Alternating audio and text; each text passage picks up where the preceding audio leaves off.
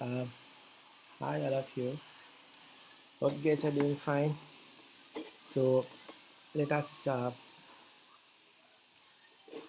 about the auditing a bit more. Uh, so, last few lectures we have talked about few things. I have uploaded the course yet. Probably have seen it.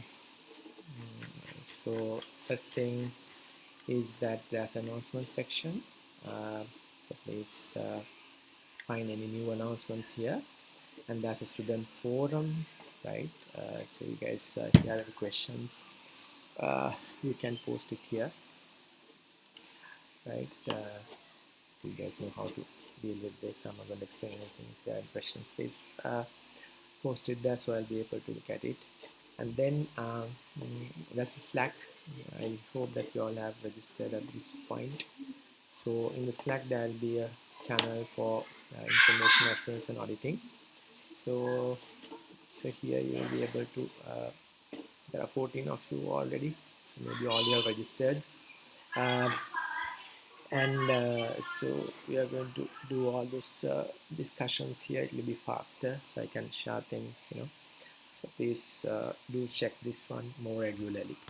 And apart from that, we will get your lectures here. Now the first three lectures will be already been discussed, and I will put comments on it and things like that. So I shared a nice song, so just have a look at it. Because so we have discussed risk. We haven't discussed much about risk assessment, but we learned what is risk, and you have activity also. So I have added the wiki page. So whatever you have learned in that particular lecture, try to write your definitions and things here, and some nice infographics for you to get some motivation towards the subject matter. And also I have had some Google Trends, right? So that's also about risk. So the health risk. So this is what's happening, and then we have the corona risk, right? So there's nothing to laugh about that, but see, it's going down. Let me check.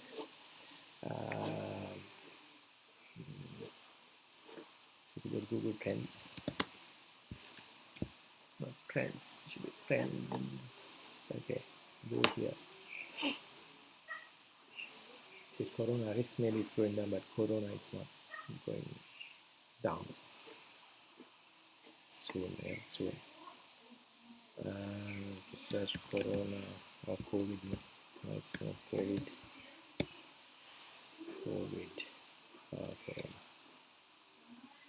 Corona risk. So you can get an idea like how it's moving. So this is, in USA. So you can look at worldwide for the past 12 months. It's going up, and past 4 hours past day. Yeah, so I think people had enough of searching corona in Google and the web. So probably that's the reason that's going down a bit. Anyway, so that's basically about risk, right? Okay, so we'll start. Then we discussed about auditing, what is auditing and things like that. So all this information is here in the course. So please be kind enough to browse through and find the details. All right. So then we look at some details from the lecture slides. So the slide is already uploaded. You guys can have a look at it. I haven't gone through any slides yet, so this is like the first slide. So let us start the journey. Right. So the first chapter we talked about auditing in general, right, and what is auditing, and then what is Isaka's audit approach. So auditing is something very neat, right? Uh, so you know what is auditing, right? We have discussed it, but we'll have a look at a definition for audit. So we'll also see like how this concept of audit is being practiced worldwide. All right, so yeah, just give me a second. All right, so I'll post this. Come back. Okay, I'm back. So uh, so as we're discussing, we'll move now into uh, the next slides, right? So initial stuff. Okay, so the first thing is we'll try to understand what do you mean by a risk-based audit strategy, right? So this is important. Risk-based IT audit strategy, right? So and also how this can be compliance with audit standard, right? So it's always recommended to use audit standard. So ISAC is having their own, but there are so many other organizations which provide these audit standards, and also um, also even your organization can come up with your own audit standard. So if you have experience on that, so it's not a big deal to come up with audit standard, but it's always recommended that you use the audit standard which is governed from a larger or more recognized organization. All right. So we skip to the lecture matter. So the first step is for organization when they are preparing for audit, right? Uh, they have to decide few things, right?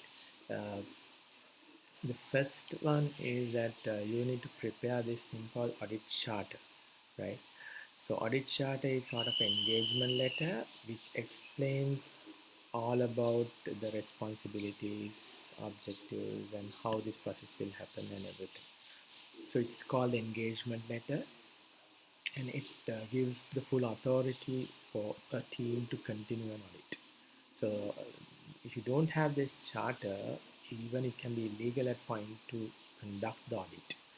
Right? So this is like the basic rudimentary thing that you should have before you start audit, right? And once you get this audit charter, so as the audit department or the auditor, you can prepare the audit charter, and you have to get the approval from especially the management to go ahead with the audit. So if you don't have that approval, uh, it's quite uh, quite a problem to continue audit. So there can be other issues, and also these audits, the way how you do the audit process, right? The audit standards can change, right, time to time. So then there you have the responsibility as auditors to change the audit charter as a timely thing. All right. And when you do audit, let's try to understand these processes are like enablers. For some organizations, audits are mandatory, especially financial audits are mandatory, but try to understand not all IT audits are mandatory. Okay, they're not mandatory, right? So most of the organizations. But if you go to a lot of financial organizations, again, like a bank, a country like Sri Lanka can say, okay, so by central bank they can say IT audits are mandatory, right? So try to understand, right? So it depends on the situation, depends on the context, depends on the industry vertical. So there are so many things in play here. But more often we see audits are becoming mandatory because it's a way of understanding are we handling the risk right. So even like as students, you also go through audit in your student life. You sit for exams, you sit for midterms, you sit for, you do assessments, so you get marks for those, then you get kind of evaluation on how you are doing, good or bad, kind of an indicator of what you have done right or wrong. So audits are always that, right? So but conducting audits, remember, it's not your major thing that you do every day. For organization also same, for business also same.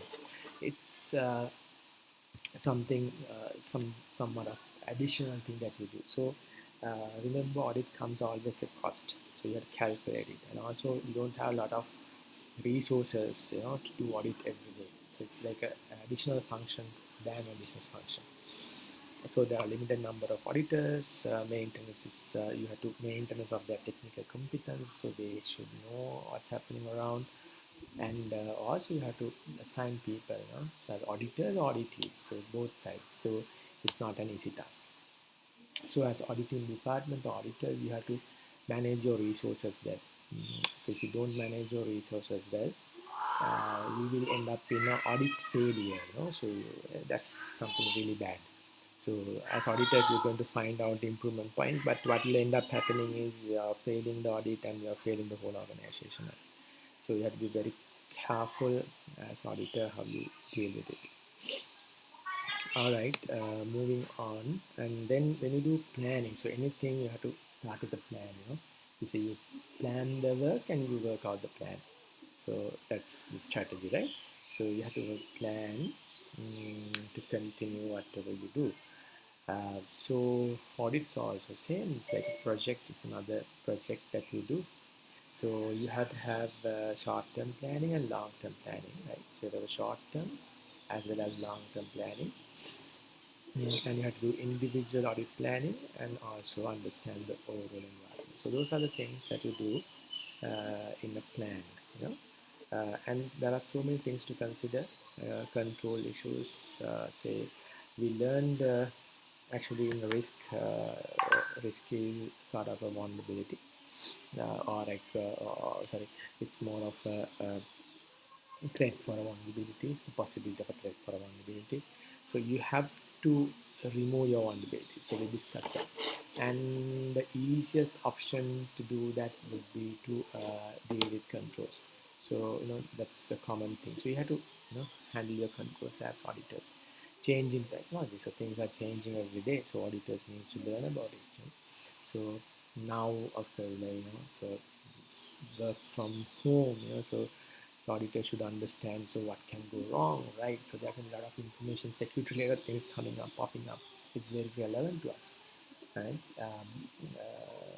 Even like when you say remote access, so a lot of people will be looking at what you're doing. So the people are harvesting. There's something called harvesting for credentials, right?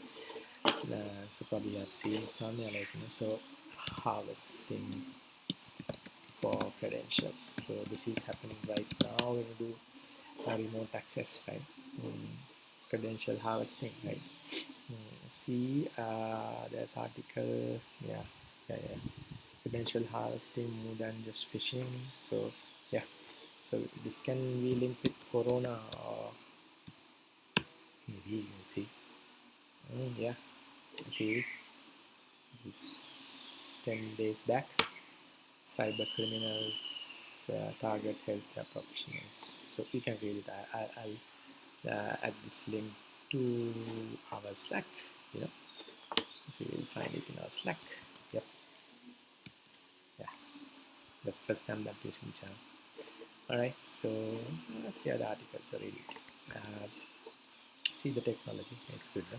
Right. So so this is how it works. So auditors, you understand like to identify what can go wrong. So it can be the more disastrous situation, right? So one has to be very careful, with technology changes, and also change in the business processes, right? So the business process change every day. So even though we like it or not, right? So when the business process changes, there are so many things to consider as auditors, right? So say an example. So now the business process, how it works is very different. So how the supermarkets processed their business is now no longer accepted. So they do work in a different style. So they have to put more concern into health-related matters. So even they probably have never thought about it. So there comes, say something happens when the business is running now. So that will really affect them. So see, so all these things matters when you do the audit planning. Okay, right. So in audit planning steps, you understand the business missions, objectives, right? So uh, as I said earlier, uh, as I said earlier, uh, it's not very straightforward, right? It's not very straightforward. Just give me a second, guys. Okay, sorry. Another call from state. Oh. All right. So, as I was saying, uh, so this is a kind of additional step, right? So, audits are very important, but still it's not the business. So you have to understand you are an enabler. So audits are an enabler, not a disabler. So if you are making it a disabler, it will result in big set of problems. So you have to understand what is the mission of the organization, objectives, purposes, and everything, right? And identify stated contents, policies, standards, guidelines. So you have to abide, so get the policy, get the IT policy of the organization. Based on the IT policy, define your audit objectives. So later on, we'll do a kind of a hands-on exercise. Like we can create a checklist based on a policy, and we can just question people. It's quite fun, quite fun to get audit checklist and do it. It's basically, auditing is fun. So you go to people and you ask questions, you make them feel bad, you see their faces goes, so the reality is, yes, you don't make fun of people, like you try to, make their lives better, but still you have to make sure that you do it within your limitations, right? So you can't ask any stupid question with them. So you have to check with the policy standard. So they work in a policy, they work in a standard, they are the organization. So you don't go and randomly ask stupid questions from people, right? So you make them, make them really feel bad about the whole thing. It's not the whole idea. The idea is to get it going, get it going, and make sure that you improve their processes. So you have to buy with, so you have to do your homework, you have to check the policies of the organization, all that. And also, see the cool thing, evaluate risk assessment and privacy impact analysis, right? So you do everything based on this cool, clean idea of risk. Without knowing the risk, you should not do anything, right? All right, and do a risk analysis, then identify which audits findings are more riskier, so business can take better action towards them, right? So the whole idea is not to bombard them with so many things, right? So right now, if you think what are the risk of corona to our country, there are so many of them, but you have to prioritize them, right? You have to prioritize them. So it's a bad situation, right? So there are people who don't have things to eat right now. Okay, there are people feeling very bad at some place without, they can't go to the hospital. They feel very bad, but it can be better than dying. It can be better than hundred thousands people dying. So that's basically understand the risk, but individually, So if you are the person who is suffocating, so you think, I'm really, um, I'm really bad in a bad situation. Yeah, true. Like, but that's how the risk works. So, organization perspective, country's perspective, you have to prioritize. So the risk analysis is do the numbers.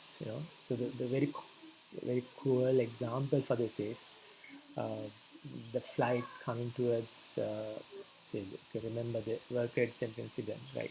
So there are 20 people in the flight, and if the flight hits the building, 1,000 people or 10,000 people is going to die. So what's your decision as a president? You're going to blast the plane, or you're going to let that plane go and hit the building? 10,000 plus 20 people die, or you're going to make 20 people die. That's a risk, right? So these decisions, really hard. So that's the reality. Okay, right. So when you do the planning, right? So we are continuing from what previously we learned.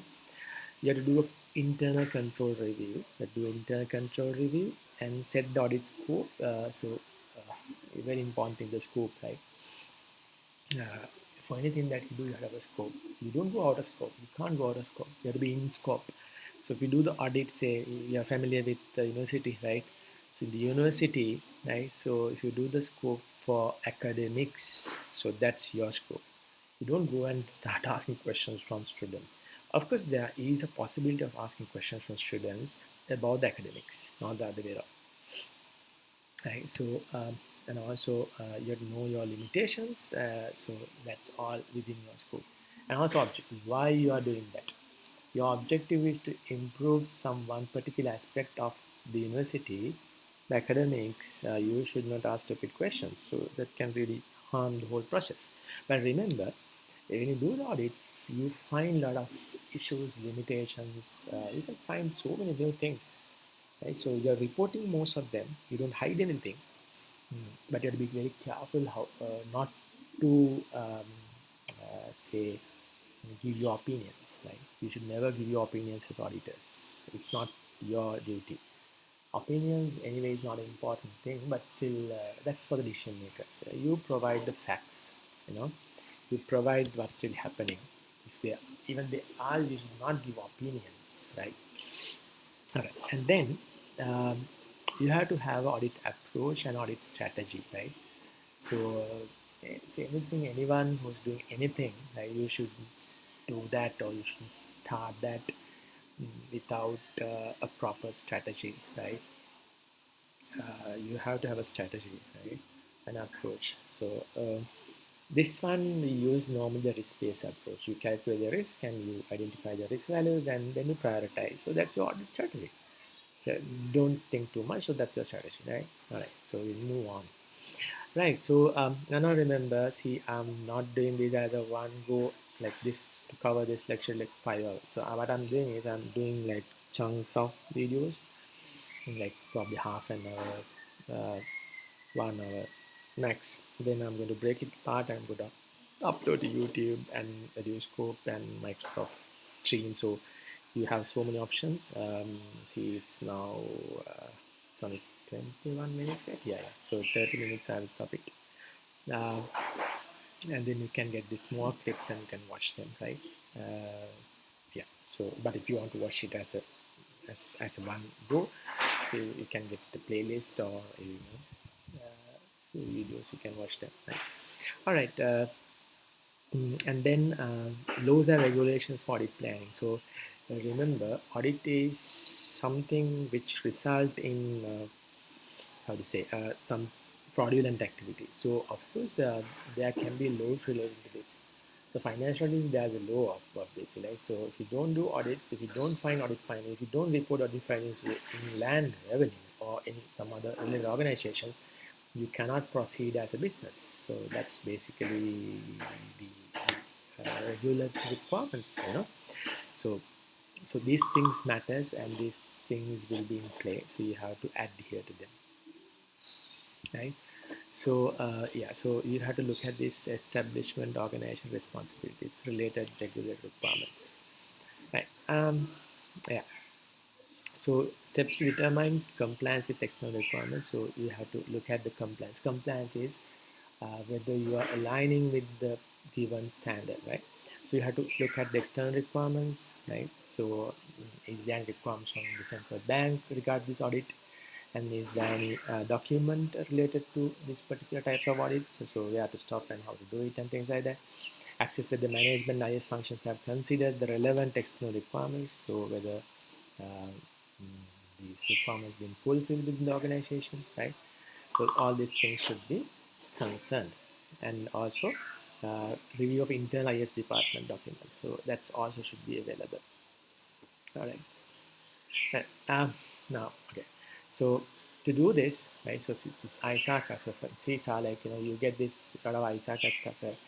So ISACA is having a professional code of ethics, right, for auditors to maintain. Right? So that's why they're not just selling a course or not just saying okay do the certification. So they have thought a lot about like how they should be, because the problem of these professions like audits, analysts, or they have to have code of ethics, professional ethics, right? Otherwise, they would be doing something harmful for the organization. If you go with opinions, so later on we learn there's some independency. So you have to have independency as auditor, right, or even a consultant, right? So good example is as auditors, you find out a limitation. So you should never say, okay, this limitation can be removed by using this particular product from this XYZ organization. So sort of things are not into your professional ethics, right? Yeah. So that's something that you have to be quite careful about, right? All right. Moving on. Yeah. So probably this we can put into the second part of the video.